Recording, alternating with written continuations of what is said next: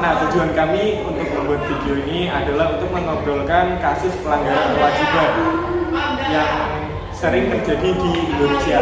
Nah, untuk kasus pelanggaran kewajiban yang kami ambil adalah masyarakat yang tidak membayar pajak. Nah, sebelum masuk ke obrolannya, izinkan kami perkenalan terlebih dahulu. Saya Sofian Fatimulyansyah, absen 21 sebagai host.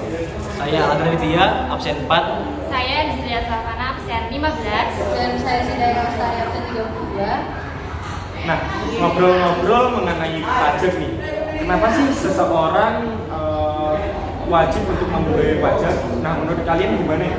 Kalau menurut aku ya, kan pajak itu sebagai pendapatan negara dan untuk berfungsi untuk membiayai pengeluaran negara dalam hal pembangunan. Nah, kalau nggak ada pajak berarti kan negara itu nggak dapat pemasukan. Jadinya pembangunannya nggak berjalan dengan lancar. Seperti itu. Kalau menurut aku sama juga sih kayak kita kan pajak itu kan sebagai komponen utama dari penerimaan negara. Nah, kalau negara ini nggak dapat penerimaan yang berupa pajak tadi, otomatis kan fungsi yang menjalankan itu kurang sesuai, kurang berjalan gitu loh, kayak semestinya. Kayak namanya tadi yang disebutkan kayak fasilitasnya kurang memadai kayak gitu. Benar juga sih. Nah, menurutku juga kalau kita membayar pajak sama saja kita sudah berpartisipasi untuk negara. Sepertinya dalam hal membantu untuk membangun fasilitas infrastruktur yang lain kayak gitu. Kalau kita ya itu termasuk sih. Kalau kita nggak membayar pajak kan sama saja kita kayak ya sudah diem aja, cuman menjadi beban negara mungkin. Manfaatnya kan juga buat masyarakat sendiri. Terus ngobrol-ngobrol tentang itu pasti ada penyebabnya kan. Kenapa seseorang itu nggak membayar pajak? Menurut Alan, gimana sih? Atau apa saja yang menyebabkan seseorang itu tidak membayar pajak? Mungkin menurutku ya, penyebabnya itu ada beberapa faktor seperti masyarakat kurang tahu pentingnya pajak tersebut dan juga masyarakat kurang tahu dalam untuk pengurusan pajak tersebut atau mungkin pemikiran masyarakat yang apatis pada pemerintah. Iya, itu juga sih. Tapi kan dalam setiap kasus seperti itu pasti ada penanganannya. Mungkin kalian punya nih beberapa penanganan atau strategi. Nah, mungkin apa saja nih yang dapat membantu pemerintah untuk menertibkan pajak tersebut? Kalau dari aku ya, kita itu dapat meningkatkan jumlah tenaga pemeriksa di Direktorat Jenderal Pajak untuk memperbaiki kualitas pajak. Nah, hal ini itu diharapkan supaya dapat menimbulkan efek jerah terhadap masyarakat sehingga kita itu dapat penerimaan pajak yang berkelanjutan. Menurut saya itu kan sebenarnya pajak itu kan tergantung kesadaran diri masing-masing.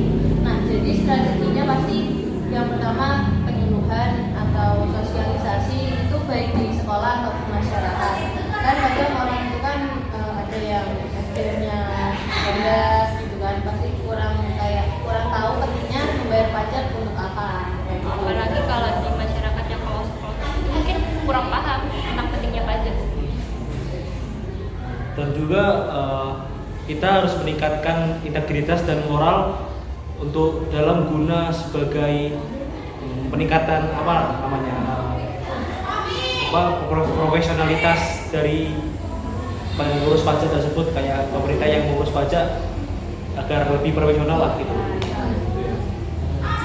Jadi itu tadi merupakan strategi ya untuk bagaimana cara penanganannya kepada seseorang atau beberapa masyarakat yang tidak membayar pajak. Ya, semoga beberapa cara tersebut efektif untuk meningkatkan kesadaran akan pentingnya pajak bagi masyarakat. Nah, terus ngomong-ngomong nih, kan baru saja atau bisa disebut ini awal semester bagi kurikulum merdeka ya. Kan Indonesia kemarin baru berganti kurikulum dari kurikulum 13 ke kurikulum merdeka.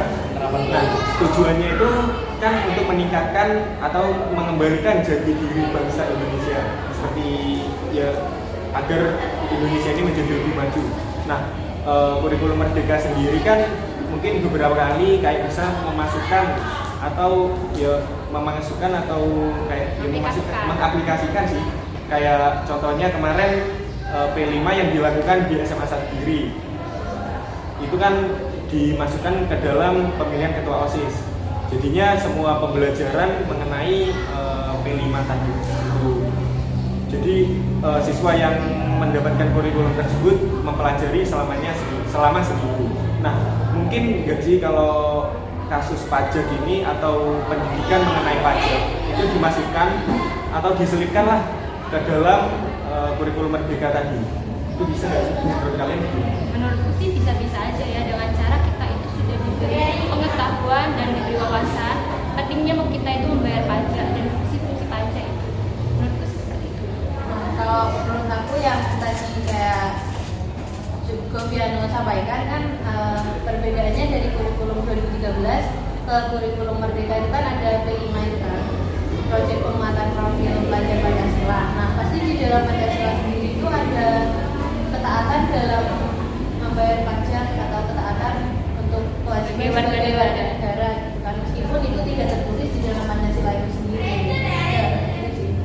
Tapi pengaplikasiannya juga harus direncanakan secara matang supaya pemahaman para pelajar tidak keliru lah, dan supaya nanti di masa depan agar tidak terjadi kesalahan atau blunder.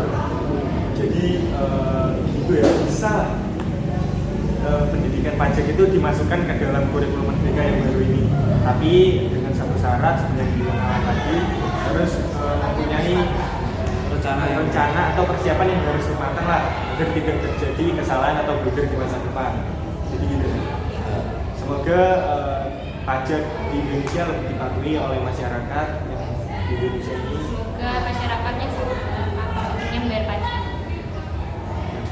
Terima kasih, mungkin cukup sekian obrolan singkat mengenai pajak yang dilakukan oleh kami kelompok 5. Kami mohon maaf apabila ada kekeliruan kata dalam kita berbicara Atau kesalahan kata yang kita Peroleh.